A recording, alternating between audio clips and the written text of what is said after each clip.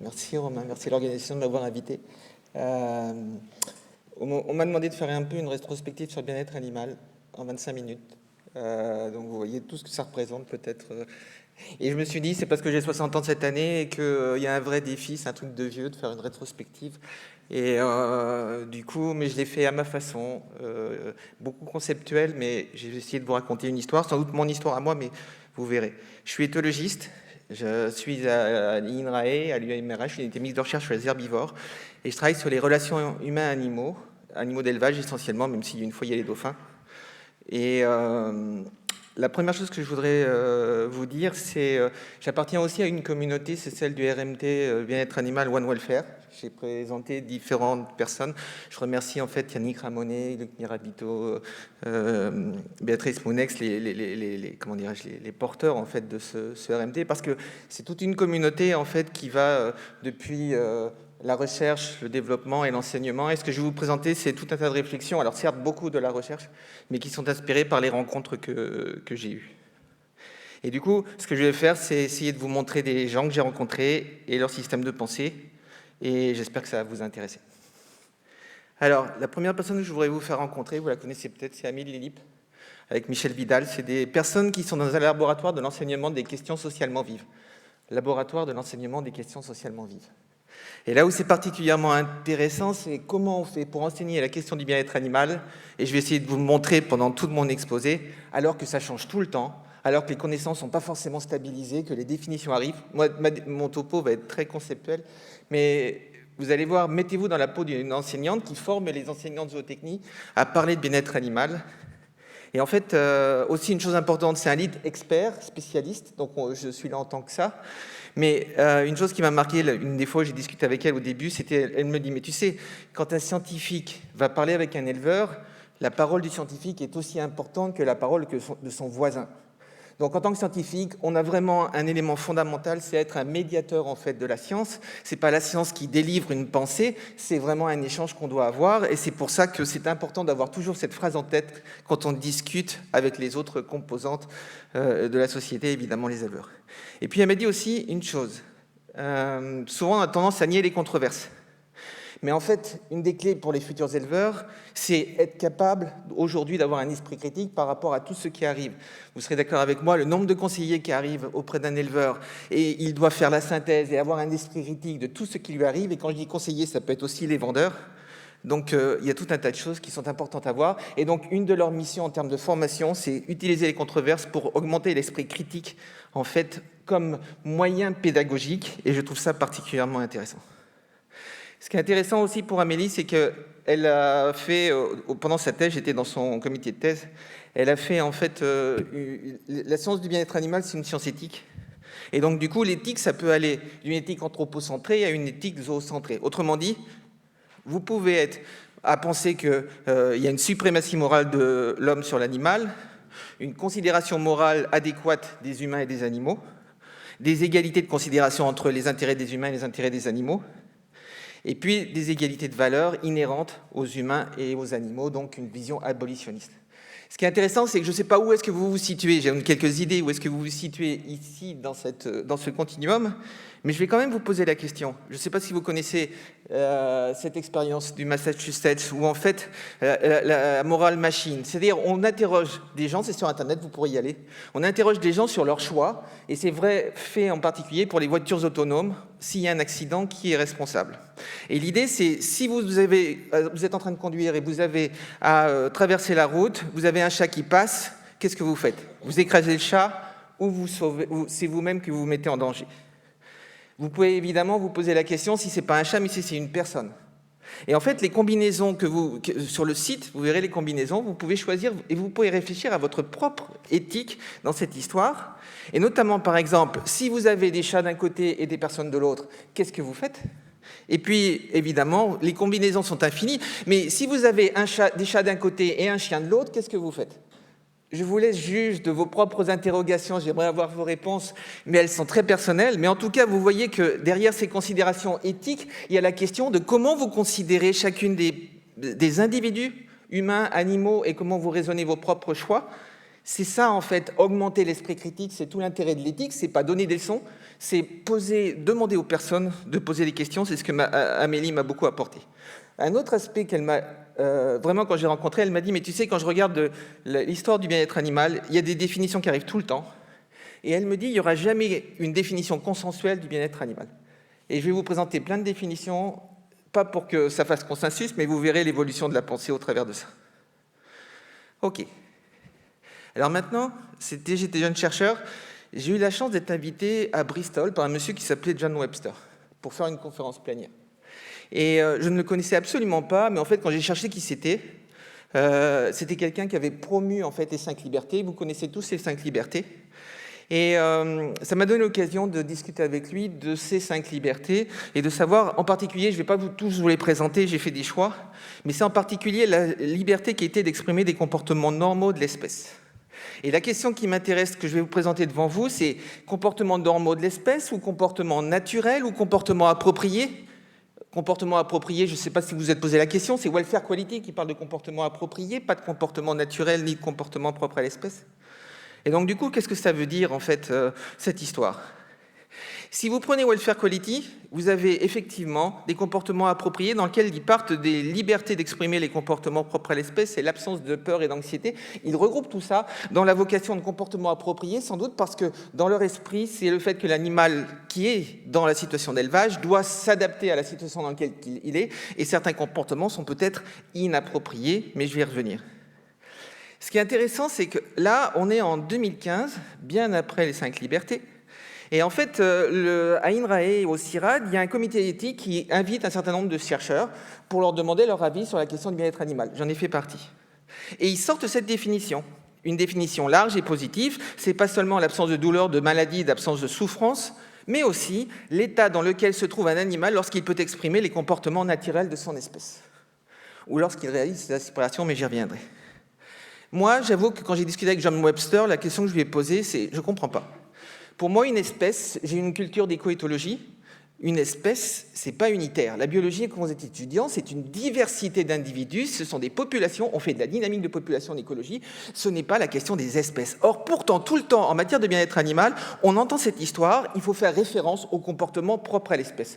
Moi, ça me pose toujours un problème.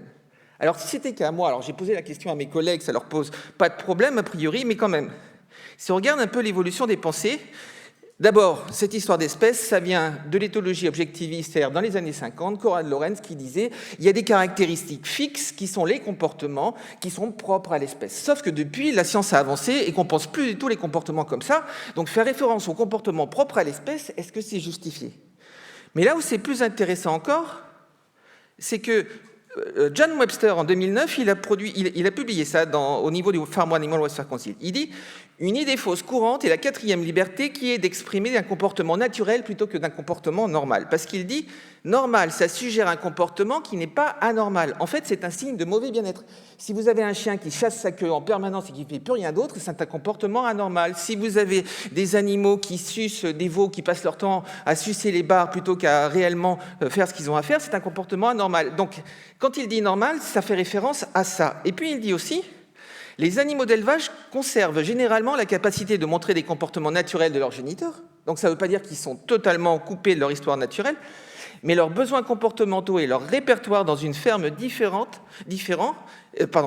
de ceux de leurs ancêtres. Ce qui est très clair, c'est qu'on est en biologie, que la variabilité prime et que les populations sauvages et les populations animales, ce ne sont pas les mêmes. Il y a une dérive génétique, il y a une sélection génétique. Ça n'a rien à voir, ce qu'il est en train de dire.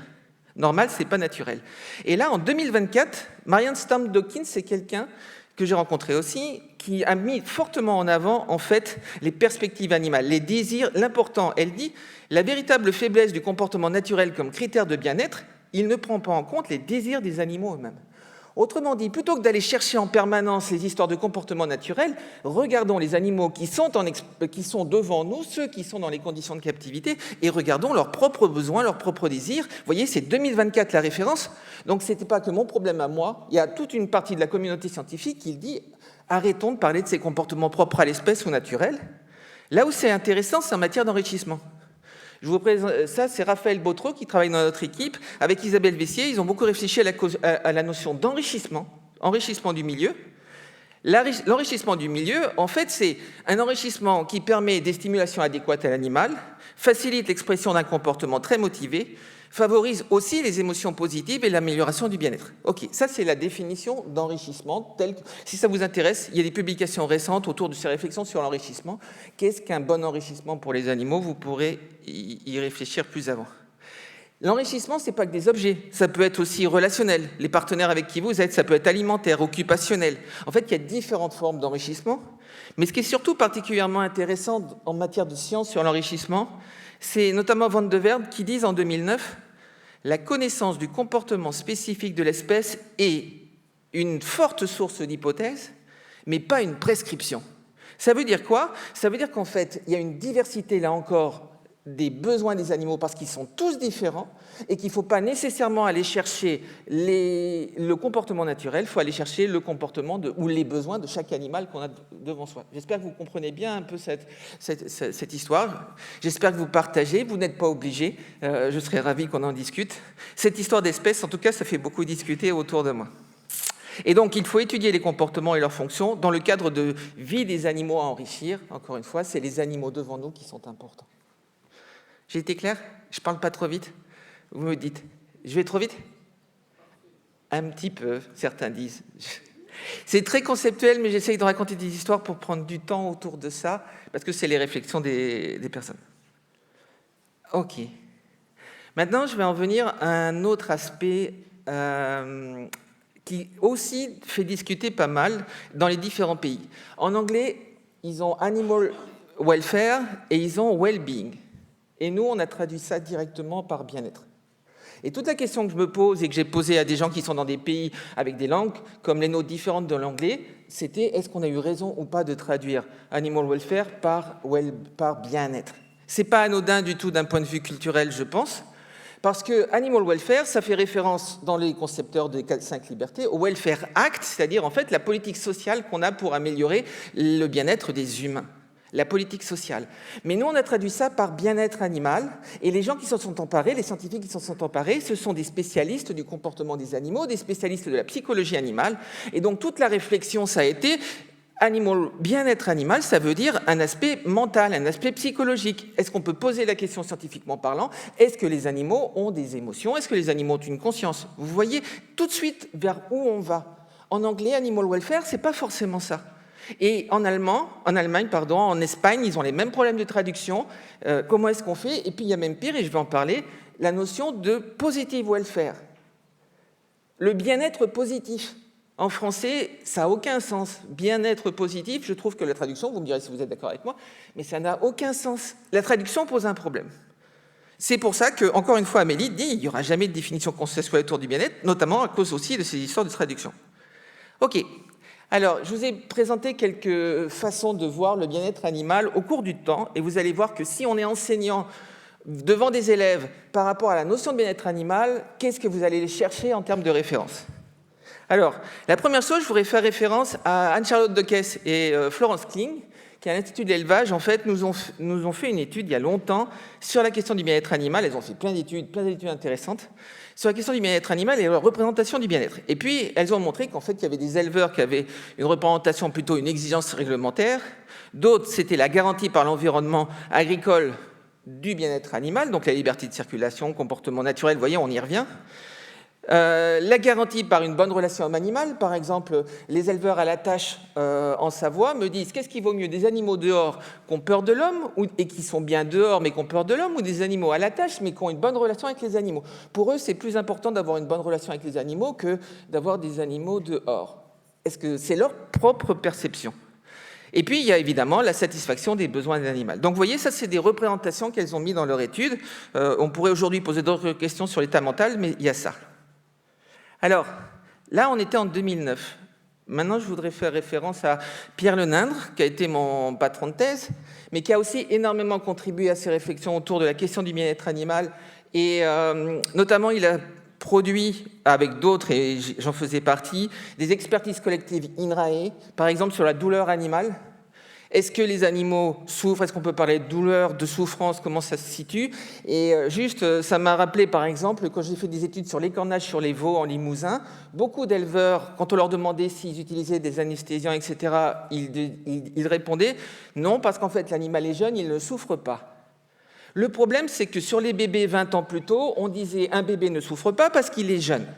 Donc toute cette représentation en fait, de la douleur et de la souffrance animale, il y a eu toute une expertise collective INRAE, si ça vous intéresse, pour aller dessus. Même chose, la conscience animale. Parler de conscience, est-ce que c'est faire de l'anthropomorphisme? En fait, là aussi, INRAE a fait une expertise collective sur la conscience. Et un des enjeux qui était très fort, en fait, c'est si vous évoquez juste en un mot conscience chez les humains, tout de suite on pense conscience morale, on pense conscience de soi. Et si vous lisez l'expertise collective, vous allez voir qu'en fait, chez les humains, la conscience, elle est polysémique. Vous allez à l'hôpital, vous êtes anesthésié, vous reprenez conscience, c'est un premier niveau de conscience. La conscience morale, ça n'arrive que bien plus tard, et la conscience de soi, encore plus. Donc vous voyez que le mot conscience évoque il y a plein d'imaginaires derrière la question de la conscience, mais du coup, scientifiquement parlant, c'est possible, sans faire d'anthropomorphisme, de se poser cette question, est-ce que les animaux sont conscients et comment l'aborder? Ce qui est intéressant, c'est qu'en fait, en 2015, au sein d'un groupe de travail au niveau de l'ANSES, qui est quand même une référence en matière de conception des choses, Pierre, qui pilote ce groupe-là, propose avec tout un groupe d'experts une définition qui est le bien-être, c'est l'état physique et mental, c'est pour ça qu'arrive la notion de mental, qui n'était pas dans les 5 libertés, et qui provient de la satisfaction des besoins vitaux, physiologiques et comportementaux, et de la capacité à faire face à l'environnement.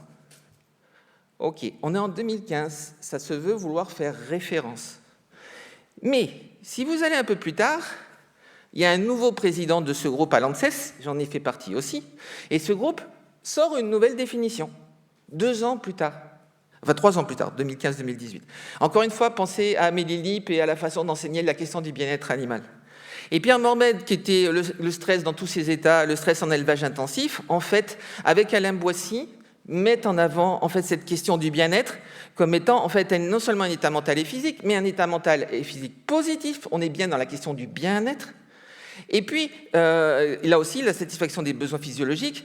Et il s'avère que la petite histoire dira que nous sommes à la fin de ce débat, de cette définition. Dans les 5 dernières minutes, ceux qui l'ont vécu ici peut-être le savent, mais dans les 5 dernières minutes de la discussion, avant qu'elle soit publiée, Alain Boissy va rajouter quelque chose en disant « il n'y a pas que les besoins, il y a les attentes ».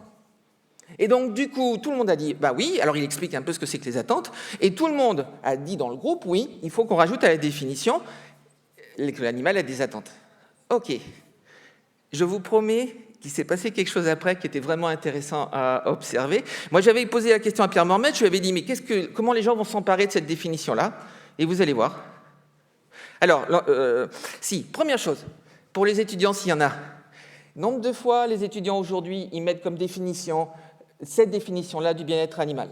Et vous, quand vous êtes dans le jury, vous leur posez la question. Alors, qu'est-ce que vous appelez attente? Puisque vous avez fait référence à la définition. Et là, vous avez la figure de frayeur des étudiants qui se retrouvent confrontés à une question qu'ils ne sont pas capables de répondre. Et donc ça, c'était une terreur pour les étudiants, cette définition. La deuxième, et je le dis clairement parce que je l'ai vécu, ça a été une guerre entre l'ANSES et l'Académie d'agriculture via Pierre Lenain, qu'on faisait partie. Parce que l'Académie d'agriculture, elle a répondu comme ça. L'avis de l'ANSES, dont l'anthropomorphisme sous-jacent posera inévitablement problème aux éleveurs qui seront plongés dans la perplexité en découvrant les notions d'état mental et d'attente des animaux. Et elle ajoute, il y a là une concession explicite aux abolitionnistes et aux animalistes. Elle nous surprend, elle nous inquiète. Vous voyez la posture de l'Académie d'agriculture? Et donc, quand je parle de guerre, et Alain Boissy fait aussi partie de l'Académie d'agriculture aujourd'hui, mais je vous promets, il y a eu des échanges extrêmement forts autour de ces notions, cette notion d'anthropomorphisme. Alors juste, si ça vous intéresse, est-ce que les animaux ont des attentes? Dans la définition de l'ANSES, il y avait une note de bas de page qui expliquait un peu les attentes. Processus mental généré par l'anticipation d'un événement. Si vous avez l'habitude d'être avec des animaux, cette notion d'attente, vous serez sans doute d'accord avec moi, les attentes se traduisent par des réponses comportementales et physiologiques anticipatoires, quand le chien va chercher sa laisse, quand les vaches commencent à meugler, quand ils entendent le bruit du tracteur. Enfin, vous avez de multiples exemples qui démontrent comment les animaux peuvent avoir des attentes et comment c'est important de les observer pour derrière générer ça, sans faire d'anthropomorphisme. Mais vous voyez comment les choses se créent autour de cette définition. Ça va? Je suis toujours clair ou pas trop vite? Ok, mais c'est pas fini sur la question de la définition. Parce que je vous ai dit, on a rajouté la notion de positif. Et du coup, maintenant, il y a le bien-être positif. Jean Loureau est quelqu'un qui a beaucoup voyagé. Il a fait son master avec moi, il a été aux États-Unis faire sa thèse, il a été chercheur en Australie, il est maintenant directeur d'un laboratoire en Autriche, et en fait, il est à la tête d'un réseau européen où il y a énormément de chercheurs qui réfléchissent à ces questions de positive welfare.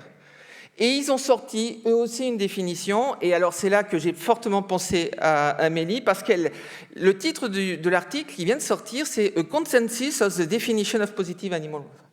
Si Amélie me dit qu'il n'y aura jamais de définition consensuelle et que des chercheurs mettent dans le titre « consensus », je pense que quelque part, il y a quelque chose il y a une disharmonie cognitive dans ma tête. Vous voyez pourquoi ? Et donc, la définition qui vient de sortir, elle est intéressante. Le bien-être animal positif peut être défini comme l'épanouissement de l'animal grâce à des expériences d'états mentaux majoritairement positifs et au développement de compétences et de résilience. Ok, on retrouve la notion d'état mental, mais se rajoute à ça la notion d'épanouissement et la notion de compétences, de développement de compétences et de résilience.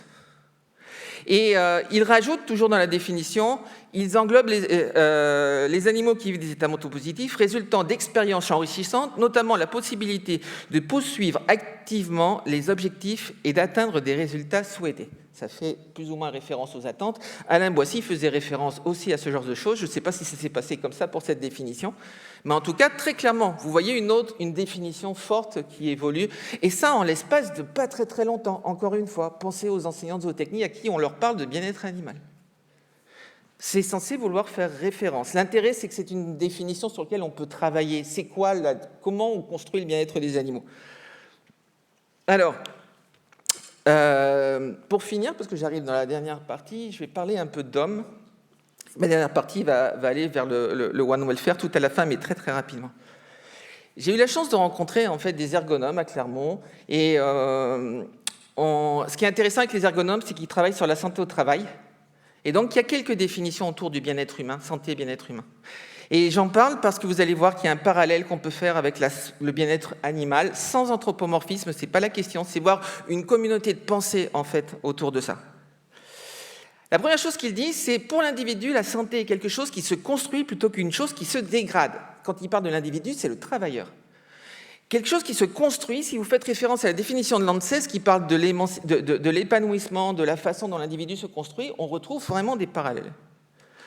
La santé renvoie à la capacité des travailleurs de répondre à des situations difficiles, mais ce qui est surtout très important, c'est de créer et d'être auteur de son travail. Il y a un mot qui occupe beaucoup l'esprit des chercheurs en ce moment, en bien-être animal, c'est la question de l'agentivité.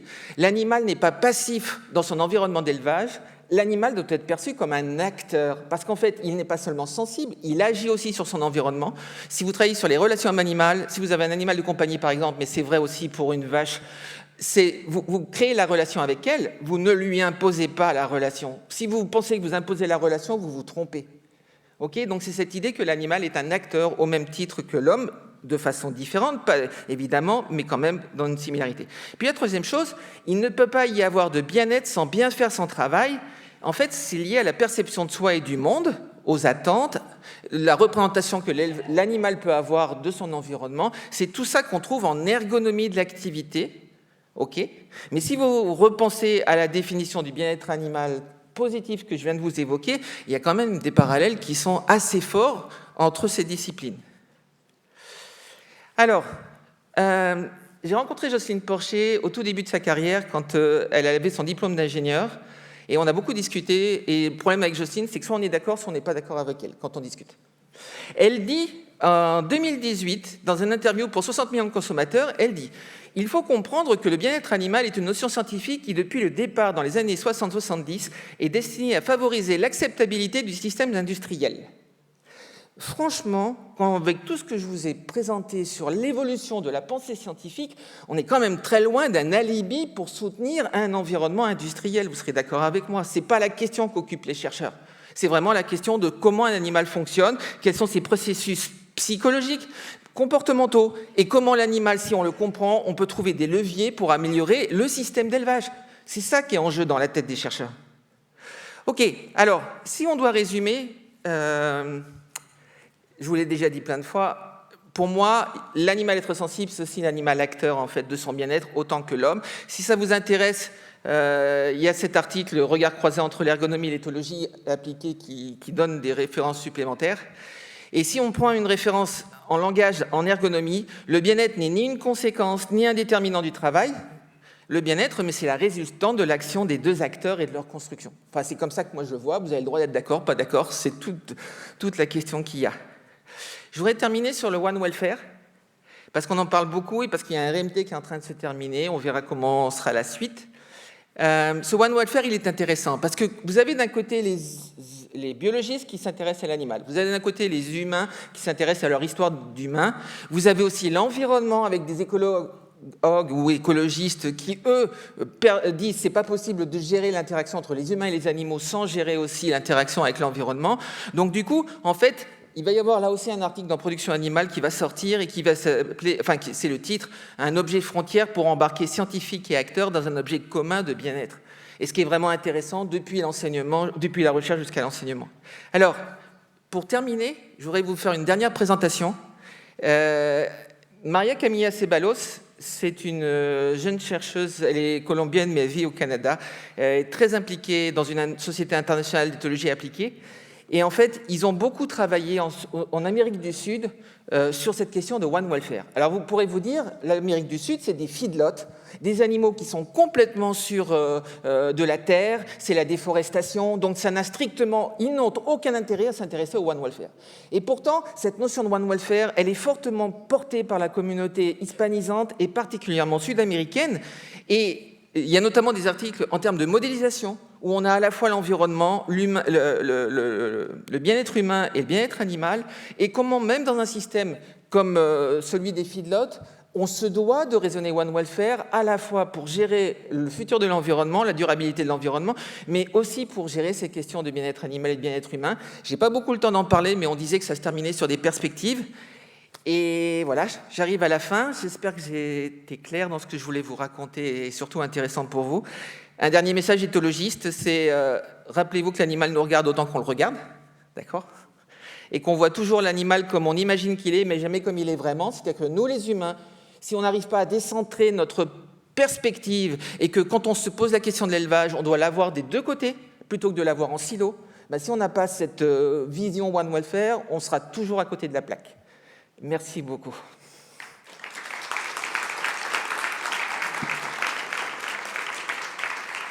Merci beaucoup Xavier pour ce cadre théorique bien défini et bien planté et qui sera l'occasion de rentrer un petit peu plus dans la pratique pour le reste de la journée. Est-ce qu'il y a des questions ou remarques à ce stade-là ? On a quelques minutes de questions, profitez-en. J'espère que je ne vous ai pas assommé. Non, tu nous as stimulés pour le reste de la journée, c'est parfait. Pas de questions ? Moi, Ah, si, Jean-Louis, vas-y. Merci pour cette remise en perspective des choses. Alors la bonne nouvelle, c'est qu'Alain Boissy, il est membre de l'Académie maintenant. Donc, dans ta dernière diapo, tu nous as beaucoup parlé de welfare, well-being, comment ça se traduit. Dans ta dernière diapo, c'est human well-being et animal welfare. Celle-ci ? Ouais. Oui. Tu peux en dire un peu plus alors du coup ? En fait, alors je n'ai pas fait partie de ce groupe-là et je ne revendique pas ce qu'il y a dedans. Je pense que c'est toujours la même histoire de l'anthropomorphisme sous-jacent et de domaines de sémantique qui ont du mal à être gérés. Je me souviendrai c'était pas une pub, mais c'était un équipementier, c'était en porc, qui avait mis dans sa plaquette il voulait pas utiliser le mot bien-être pour les animaux. Donc il disait pour le bien-être des humains et le confort des animaux. Et je pense qu'on est du même style. On est bloqué en fait culturellement parlant. Parce que si on met les deux, est-ce qu'on ne va pas se faire taxer d'attribuer aux animaux des choses qui sont du domaine de l'humain ? Et j'ai essayé de vous montrer que non, c'est la convergence de la réflexion qui est intéressante, pas l'anthropomorphisme, en tout cas pas celui-là. Merci beaucoup. Est-ce qu'il y a d'autres questions ? Ouais, Florence ?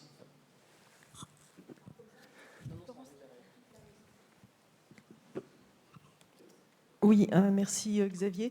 En fait, dans les perspectives, là, sur on va dire le positive welfare, l'agentivité, donc on commence à aborder les concepts où l'animal est acteur de son environnement, lui laisse des choix pour faire les choix qui correspondent le mieux à ses attentes au moment où il est. Voilà. Et certains collègues vont même plus loin, en particulier pour des espèces d'élevage, mais qui ne sont pas forcément les espèces, on va dire, utilisées pour la production de viande ou de lait, enfin pas directement, qui sont demandons à l'animal s'il est d'accord pour faire telle ou telle action. Bon, je vais vous la faire courte, par exemple, en équin, ils en sont à se poser ces questions-là. Est-ce que l'animal il a envie d'être brossé? Est-ce que l'animal il a envie d'être monté à ce jour-là? Même si c'est un animal d'élevage, donc quelque part là pour servir l'humain. Et derrière cette question, c'est finalement où est-ce qu'on s'arrête? Doit-on s'arrêter ou... Parce que si tu demandes à une vache si elle a envie d'aller à l'abattoir, je pense qu'elle te répondra non, mais enfin, tu vois. Je vois très bien. Ça m'évoque plusieurs choses. La première, c'est pas une réponse directe à ta question, mais souvent, si on s'intéresse à la science-fiction, on trouve des éléments de réflexion de ce qui se passe aujourd'hui. Et la planète des singes, l'enrichissement des animaux qui deviennent quelque part, qui finissent par prendre le contrôle, on voit bien qu'en fait, c'est la question éthique qui est posée. Et dans la définition du positive welfare, développement de compétences, développement de résilience. Quelles compétences, quelle résilience? Et si vous enrichissez les animaux pour qu'après ils ne soient plus enrichis, quelles conséquences ça peut représenter pour eux? Donc on voit bien qu'on a une propre responsabilité. Mais ça, c'est inhérent à la science. Vous aurez la bombe atomique, enfin de l'énergie nucléaire, elle a créé des choses positives ou des choses négatives. En fait, il ne faut pas avoir l'idée que derrière n'importe quelle découverte scientifique, ça ne va faire qu'améliorer les choses. Il doit toujours y avoir une question de recul et de savoir les conséquences. C'est là qu'on est responsable en matière de science de ce que l'on fait. Après, sur la question de demander aux animaux. Alors, ce qui est bien, la première chose que je voudrais dire, c'est que en cognition animale, il est possible de demander aux animaux, par exemple, une thèse que j'ai vous demandez à un animal entre deux choix, il doit discriminer entre deux objets. Et au fur et à mesure, les objets dans le dispositif, vous les faites se ressembler de plus en plus. Ce qui fait qu'à un moment donné, l'animal ne peut pas répondre à la question. OK. Mais les chercheurs ont eu l'idée de dire à l'animal, tu peux appuyer sur un autre bouton en disant, là, je ne peux pas répondre à la question parce que les animaux sont trop proches. Et les animaux sont capables de le faire. Pas tous les animaux, certains animaux sont capables de le faire. Donc du coup, ça veut dire d'un point de vue méthodologique, il est possible de poser ce genre de questions aux animaux. Maintenant, la deuxième chose, c'est qu'est-ce qu'on en fait? Parce que tu as dit, si on leur pose la question, ils ne voudront jamais aller à l'abattoir, ok. Mais il y a plein de cas où, en fait, si on répond à leur place, on donne une solution pour résoudre un problème qui crée un autre problème. Je vous donne un exemple. J'aime bien faire des références sur les chiens. Vous allez comprendre pourquoi. J'ai un chiot qui a 3 mois et demi. Et en ce moment, j'essaye d'appliquer complètement ce que j'ai dans ma discipline au chiot que j'ai devant moi. Si vous avez un chiot qui n'a qu'une envie, c'est d'aller jouer, je vous donne la situation. Vous partez au travail, vous avez votre chien qui est dehors, et votre chien, il n'a aucune envie de rentrer. Vous l'appelez, il ne vient pas. Vous l'appelez, il ne vient pas encore. Vous allez chercher les croquettes, il ne vient toujours pas. Ok, qu'est-ce que vous faites? La plupart des gens, une fois que le chien arrive, ils prennent le chien, ils le mettent à l'envers et ils l'engueulent en lui disant « t'aurais pas dû faire ça ». Je vous promets que la fois suivante, le chien, il ne va pas revenir non plus. Parce qu'il aura trop peur de se faire disputer encore. Ce que je suis en train de dire là, c'est que ne pas comprendre ce que l'animal veut, c'est ne pas prendre en compte l'ensemble du problème. Et la question qu'il faut se poser à la base, c'est pourquoi mon chien, il n'a pas envie de revenir?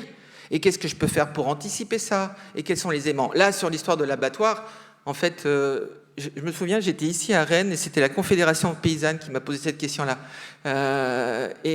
Qui me dit, mais parce qu'ils ont eu une dérogation pour abattre les animaux à la ferme. Et il posait la question à un éthologiste que j'étais, alors est-ce que les animaux ont conscience de la mort? Belle question pour un... Et j'aurais répondu qu'en fait, je ne suis pas sûr que les humains aient conscience de la mort. On sait que, on ne sait pas, personne n'est revenu de la mort d'une certaine façon pour répondre à cette question. Donc je crois que la question n'est pas là. Est-ce qu'un animal a conscience que quand il va à l'abattoir, il a conscience de la mort? Je ne crois pas. Par contre, est-ce qu'il y a un certain nombre d'éléments qui, dans sa vie, sont anxiogènes et créent tout un tas de problèmes? Et comment on fait pour faire en sorte que l'animal ne soit pas stressé quand il va être abattu? Ça, c'est une vraie question, autant pour l'animal que pour les produits animaux qu'on va avoir, qui seront soumis au stress qu'on n'a pas envie d'avoir quand on les abat. Donc la question, c'est plutôt comprendre ce qui est en train de se passer pour derrière envisager des leviers d'action. Et la perception animale, c'est un levier d'action. Comment on construit quelque chose qui fait que l'animal soit adaptable? Pardon, ma réponse est un peu longue, mais j'espère avoir été clair dans ma réponse. Merci beaucoup Xavier, qu'on peut remercier.